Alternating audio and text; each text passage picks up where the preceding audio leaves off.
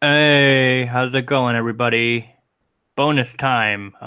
Here with another episode of Cosplay Bites, the show all on conventions, cosplay, and all that good stuff.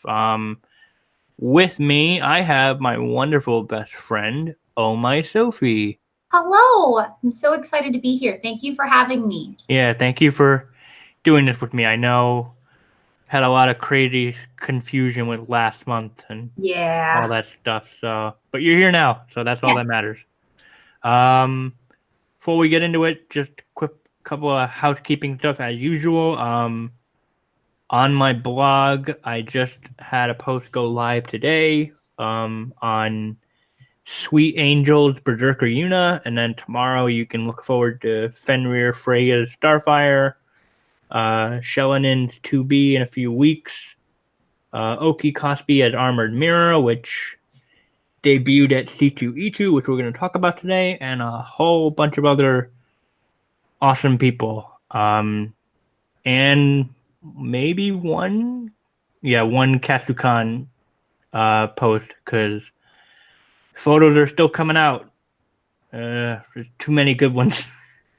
um, and Patreon shout outs. Shout out to my patrons Shaylin, Noah, Katyuska Moonfox, Coralia Jade, Mink the Satyr, Nicole Marie Jean. And who's this? Oh, my Sophie. Thanks for supporting me on Patreon. And Oh, yeah, it's free to view. If you pledge, you can get money. I mean, not money. Oh my gosh. No, stickers, sticker. stickers. They're cool.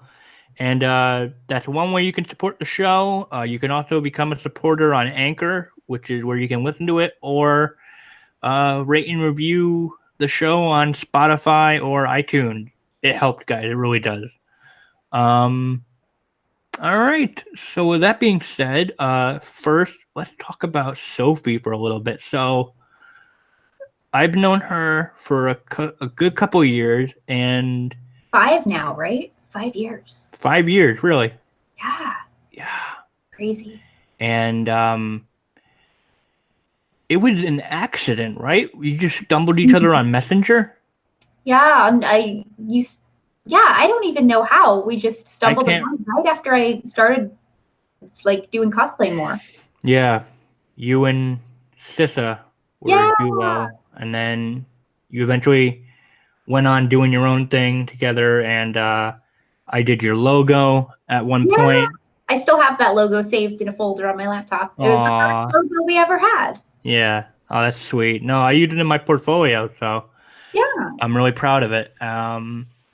Yeah, this Sophie is she's something special, you guys. She's a marketing whiz, who knows a lot more about social media stuff than I do with how the algorithms pretty much screwing everybody, every single cosplayer known to man. Yep. Uh, and yeah, so that's gonna come up later on in the show. But the main topic, which I was originally going to talk about back in March, C2E2 Yeah. happened in March, right? Yes. Okay, so that's I view that as the way it's marketed. It's owned by ReedPop, the people that have like San Diego, no, not San Mhm. Diego, New Uh, York, yeah. M MCM, I believe they have that now, but that's basically the New York Comic Con for the Midwest. So you were a guest there I was a guest of C4 magazine. for C4 Magazine. Okay, yep. Mhm. And yeah, I will leave it to you. How did the con go? Oh, it was awesome. So I've never been to C2E2 before, and I didn't really know if I was going to go, but April was like, "Hey, you have to come." She goes every year.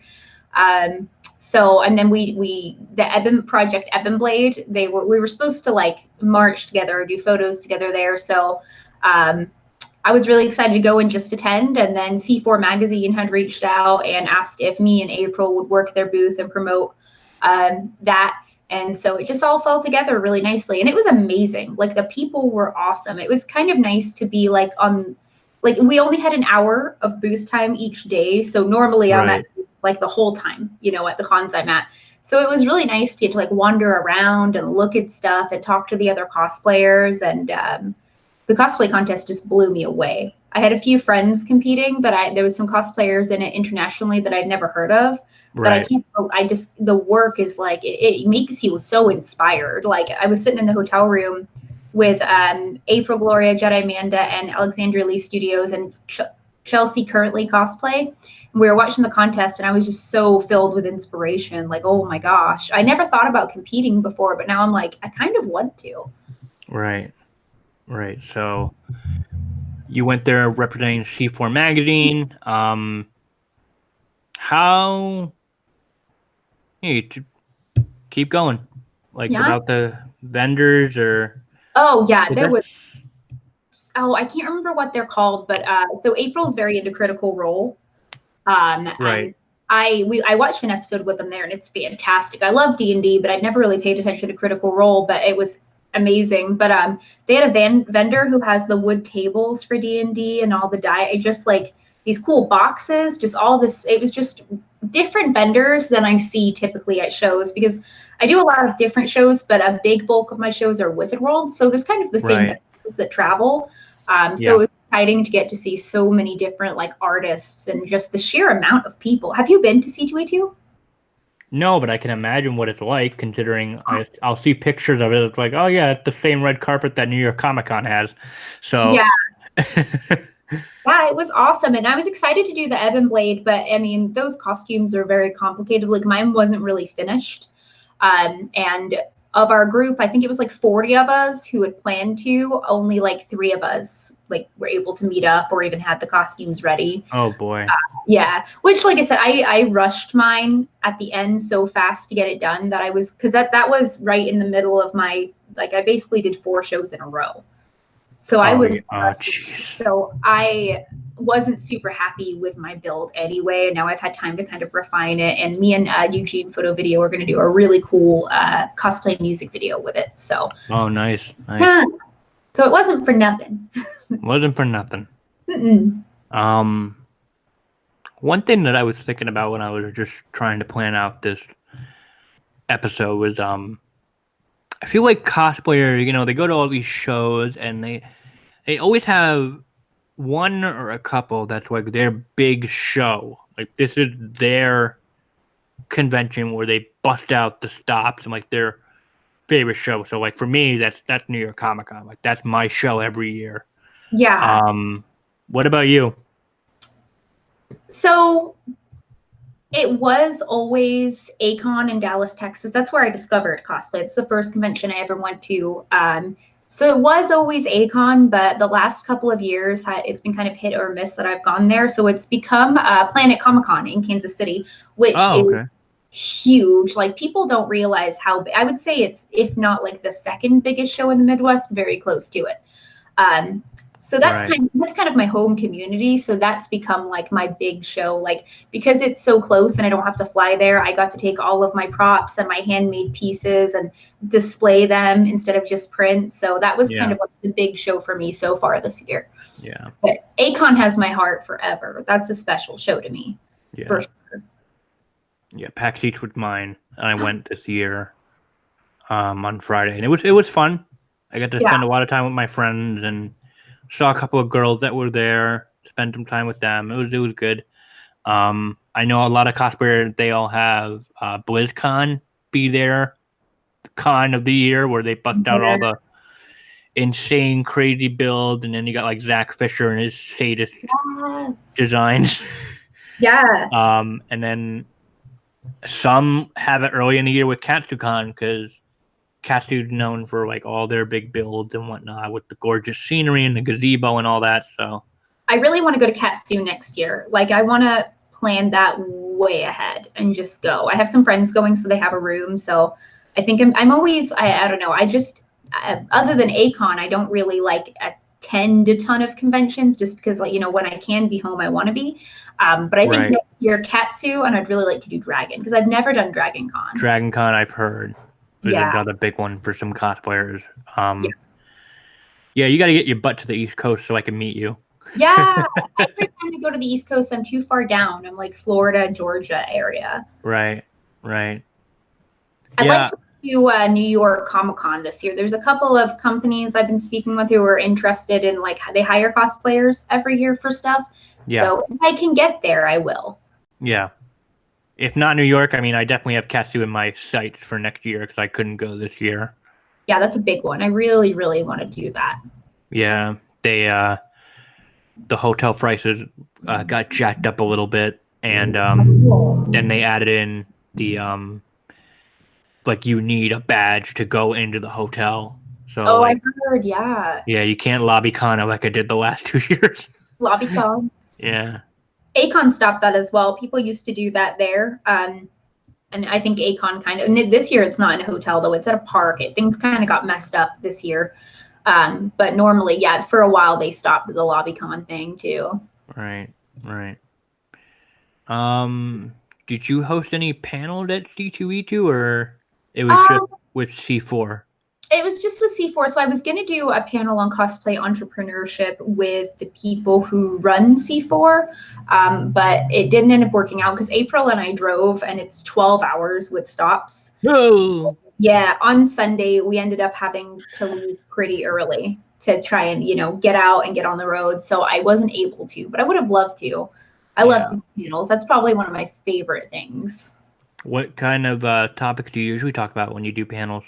Oh man, a little bit of everything. So I really enjoy talking. Just so my favorite topic that I actually like. So cons won't book this panel a lot. At least some cons won't. But when we do like creating cosplay content, I bring up this subject. I like to talk about how social media affects cosplayers and creators mentally and how to combat that, because I feel like we all get so anxious and people get so caught up in the numbers and the posts and comparing yourself to others, and you can feel really alone in that. And so I like to bring up that discussion and be like, hey, everyone feels that way sometimes, and talking about it really helps. You don't Yeah. feel alone in it. You know what I mean? Like, we're all Yeah. in this together. And so that's one of the things, anytime I have a chance like that it's relevant to the panel, I will bring that up. And that's one of my favorites, because as soon as you do, you see everybody in like the audience like, oh wait, that's me. And I'm like, I know, like, people need to talk about that more. Yeah. That's definitely something that needs to be bring up because a lot of people they get burnout or they Yeah. experience con crunch when they're trying to bust out so many things, and it's like taking a tax on your mental health. And Yes. yeah, it's not good, guys. Don't The do it. worst. So I like to speed build anyway, but before C2E2 is when I was speed building Herod for Ebon Blade, and I was working on it 12 to 16 hours every day for 5 days in a row. And by the end of those 5 days, like, I finished and went straight to C2E2. So I'm having fun and I'm not really paying attention to my mental health. When I got home, I had my like first ever like breakdown. Like, mentally, I was just broken. And so I've promised myself I will never do that again. It's not worth it. No, definitely not. No. Um, anything else about the con you want to talk about? I got to do a really cool interview with a French documentary. So it's a documentary about cosplay, and it's going to be released during Paris Comic Con later this year. Oh So wow. that was kind of fun. It was a different experience for sure. When I think of, like, when you do like recording at conventions, or you see people doing it and it's not like a big production. And so I Yeah. was kind of shocked. Like, they had the cosplayers, their interview lined up, and I mean, it was like a huge team of people. Like, it was like real professional, and so I was a little intimidated, but it was really cool. That's good. Yeah. Have you ever been to any cons outside the US or No, not yet. So not yet? I'm talking with there's a convention actually in Bangladesh. Uh, Whoa. yeah. but it's called AnimeCon DACA, and the community there is fantastic. I've done all of my research, and so I know that the area can be a little scary, but they've never had any problems, and they bring cosplayers in from other places. So as long as I can have a companion with me, I've told them I'm totally willing to do it. So that might Yeah. be my first. So we'll see. Yeah, that'd be an interesting opportunity. Yeah, it would. I just don't want to go alone. I suck No. at traveling alone, even if I'm going one state away. No, I don't blame you. Um, well, I figure this would be a somewhat good segue because you mentioned it before. Social media marketing for Yeah. cosplayers. So, for those who don't know, Sophie, well, I guess you did mention it. Oh, I can't remember. Yay, memory. Um, Sophie runs a marketing class to help combat the ever-changing, horrible algorithms that Facebook and Instagram like to shove down our throats, which does take a hit for cosplayers that do this for a living, and they kind of, I guess they do to some extent. They rely on posts reaching their audiences and the number that they have and the engagement. So, yeah, tell us what you like figured out, or because I know Yeah. you do online classes, like you send out PowerPoint slides and whatnot. So, Yeah, so I call it Creator U because I like creators of all industries is what I'm really focused on. I teach it at conventions as a paid workshop, and then I'm also going to start like a YouTube series. I've stopped doing my online courses just because if I have like 20 people who want to take the class, but it's difficult to get all of them to take it at the same time. So it's just gotten too messy to do it that way. But I'm going to do a YouTube series about it. But what I do is I just teach creators how to work with the algorithm. So we're never going to beat them. Like they are what they are. But there are things you can do to like really help yourself. For instance, like the algorithms look at the quality of what you're posting. So if you're posting an image and it's blurry or low light, the algorithm's going to go, this isn't quality content, this isn't interesting, and you're going to get less reach because of that. huh? So that's one of the parts that's important. It's also important. I see a lot of people getting, like we were talking about, mental health stressed because they're not reaching 100% of their audience. Well, at this juncture, that's never going to happen anymore. The average healthy reach is 7 to 10%. So if each post you have reaches 7 to 10% of your total audience, then you're in a good place. It doesn't seem like it, but I mean, look at, for instance, Right. Jessica Negri has millions of followers, but her posts don't often get millions of likes or comments. And that's not because people don't like her work. Everyone loves her work, but they're not seeing it. Right. And that's for everybody. So the first thing to combating mental health when posting online is to remember that it's not just you. Everyone has similar algorithms, you know? Yeah. Um, Another thing is the time of day you post is really important. So I always encourage people to think about like human behavior. So when are most of your followers likely to be online? If you're in the US, think about like when are people getting home from work and sitting on their couches and scrolling? When are people on lunch? When are most people awake in the morning? So I always suggest posts are really good around like noon, 1 p.m. or 7 p.m. or 7 p.m. to 10 p.m. in the evening. You're going to have the most impact usually on those days. Oh So, crap! I'm doing it all wrong. well, and it also depends on your audience. So if most of your audience isn't US based, then you're going to want to center it around that. But that's what I said. Right. I'll send you the class, man. You can have it Yeah. because Yeah. it's not going to be perfect. Some people, I tell people when they take my class, like, there's a lot of work. The class is 3 to 4 hours long. Right. It's a lot. And it's ever changing. So it's hard work and you have to be dedicated and willing to put in the work. But you also have to understand that still, like, I think a lot of people think that I'm promising them success. Like, if I take this class, I'm going to blow up. And that's just not how it Nope. happens these days. No, Nope. it's, putting out quality content. Interaction is huge. So I definitely want to, one of the points I like to make is that, especially conventions, if you're looking to be a guesting cosplayer, they're looking less at numbers now and more at your interaction. So it doesn't That's matter if you've got 100,000 followers if only 2 people ever interact with you. that's good. You No, know, that's good. yeah. Yeah, that's a positive. That's a move in the right direction. And one of the things I've also helped conventions with is there's a lot of disagreements around how to tell whether someone bought likes or not. Which I super don't suggest doing, because one of the reasons our algorithm is in a bad place is because so many people have bought these fake likes that it's just muddying the algorithms. So you're Yeah. actually hurting the whole community when you do that, but you're really hurting yourself, because you're going to get your accounts shut down permanently once the social media platforms find out, which they will. Oh boy. And also, people, there are ways to tell, but not so much anymore. It can be a lot more difficult. So that's why conventions are going on interaction, and that's one thing I help them kind of take a look at, because maybe, so I have a friend who has over 200,000 followers, but her posts on Facebook may only get between, say, 300 to 1,000 likes. Well, she didn't buy any likes. That's just because the algorithm is bad, like we talked about. So you can't tell like that anymore. Like on Facebook, I have 67,000, and I can put up a post and legit get 10 likes and a reach of 13 people in an hour on a bad day. Yeah. They want you to pay to reach that audience, but there are definitely a ton of things you can do to get your content to reach more people. And a big part of that is interacting with your following. So like when you comment on my stuff, I always reply. Maybe I miss one or two here, but I'm always going to reply to you. And I try to do that with everyone. And I figure if you take the time to reach out to me about my content and what I've built, then the least I can do is try to reply, and that builds community. Yeah, try to replicate it. Yeah. Yeah.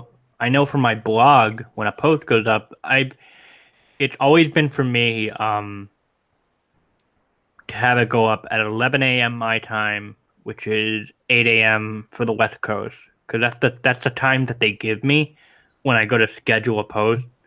Because then it says at the bottom like the time that you're seeing, they're in Pacific. So it's like, okay. I mean, they're just waking up. Maybe they'll see it, and some cosplayers do, like when they retweet it or they'll put it on their Instagram stories.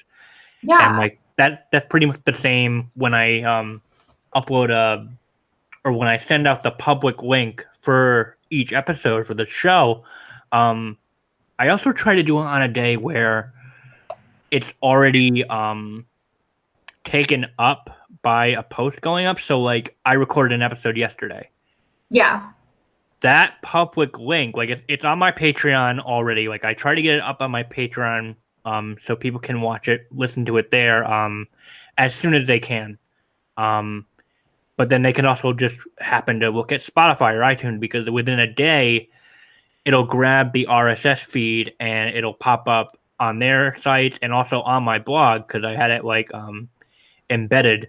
But so like I uploaded or I recorded a new episode yesterday. Today and tomorrow have posts centered around like new blog posts that are going to go up. But so I'm thinking I won't post about the new episode until Saturday to give it its own day. And so like this episode probably won't see its public showing or link until Sunday. And then I think I have another one recording later this week on the weekend. Let's say on a Saturday, that won't go up till Monday. Yeah. So I feel like I'm doing it right. Maybe. The only thing, so is your following is national, right? Like, cosplayers and fans from all over the place. One of the things I suggest people of all industries do, if you have a national US fan base, is consider posting in Central Standard Time, because most people in the US live in Central Standard Time. So you're more likely to have a impact if you're posting at times when people in this time zone are up and doing things. So that's a good trick that people learned. Right, so then the time on the blog on Blogger's site, like I always hit 8 a.m. Yeah. So that's Pacific, which is 11 a.m. my time, which is 10 a.m. for you guys. Which is probably a pretty good time.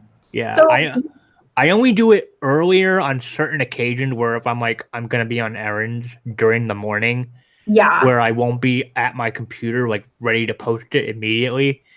In which case, I will have it go up at like 9 in the morning, my time, 6 Pacific, 8 you guys. Do you ever And do evening posts? no. I couldn't. I don't know. I like getting it out of the way. Yeah.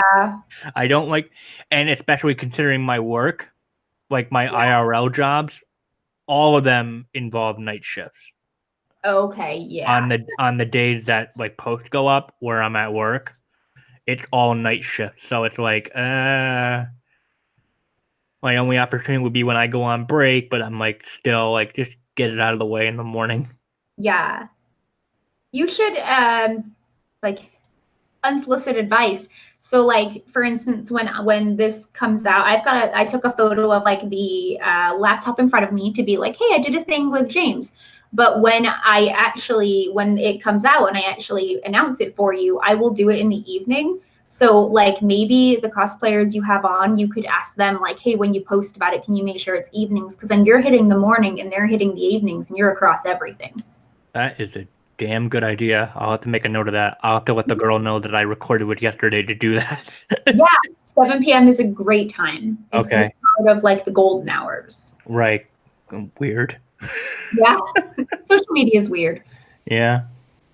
but it's necessary. Where I mean, without it, creatives wouldn't be able to do the things they love for a living. That wouldn't even, that's not a pipe dream anymore. It's an obtainable goal. Right. No, yeah.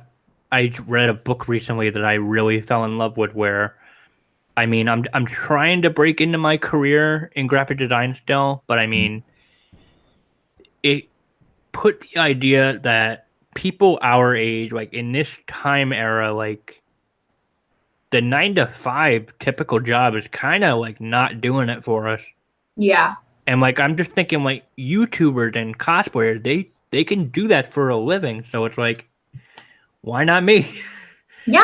Try Well, to yeah. yeah, That's why I started that Creator U class because like it's so doable if you're willing to put in the work, which like you are. And I think some people see us doing this thing and they assume that it's like just it's like instant kind of like fame and money, and that's not realistic. Like I would say, so before I was full-time cosplay, I worked at Cybertron. It's a gaming PC company, and yeah, I did their tech support, and then I was a marketing director, and that was a 9 to 5. I would argue that I work twice as much now as a full-time creator. yeah, That's one of the things I talk about in my Creator U class, is that like it's awesome to be able to do what you love for a living. You just have to be willing to work that much harder. Like it is harder work, but it's worth it. It's worth it worth every it in the end. Yep. yeah.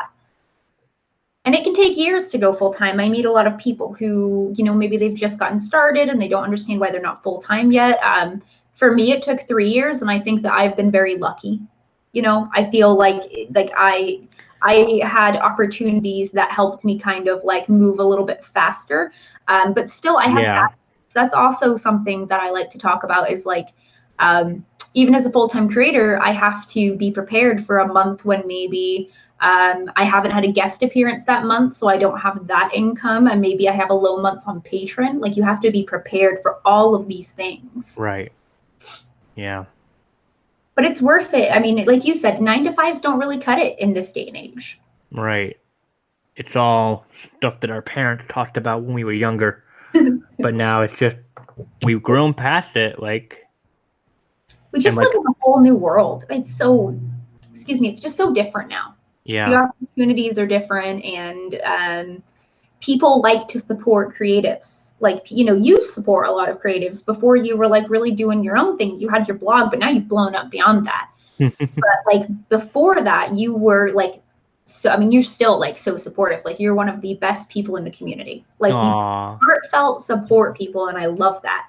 yeah, And without those people, like none of us would be here.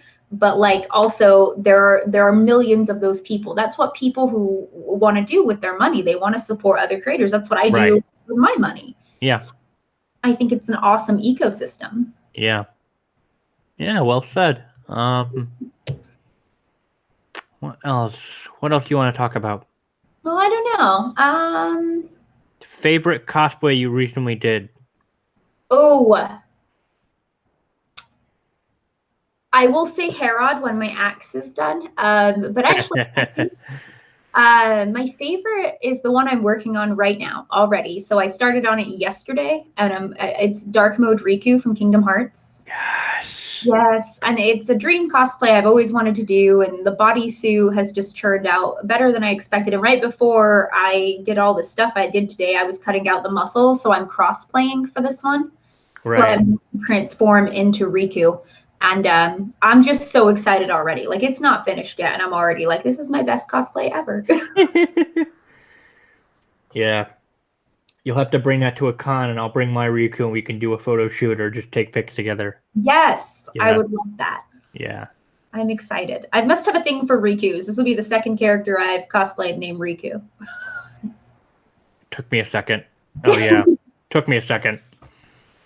Yeah, I just liked the picture that you posted of your 10-2 Riku in thief form. Yeah, I actually, that's okay. So, talking about social media, I took that post down.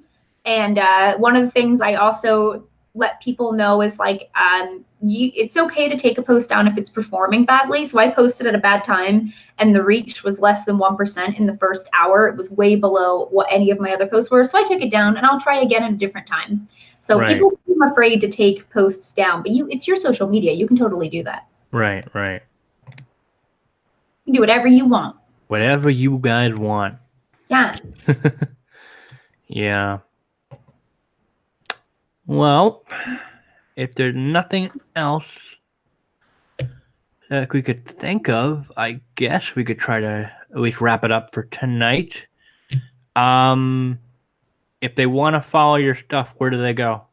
Facebook, Instagram, Twitter, YouTube, Patreon. I am Oh My Sophie on everything. OHMYSOPHII. No E. No E. No E. And I'm sorry people then call me Sophia. I'm tired of it. I get that so much. And then you could follow my blog, The Lightning Palace. It's got its own Twitter and Instagram at Lightning Palace. I think Instagram is Lightning Palace blog. But that's where I'll post public links to all my posts. And then my Patreon is free to view, so you can check out like behind the scenes looks. You'll get reward if you stick around, not money.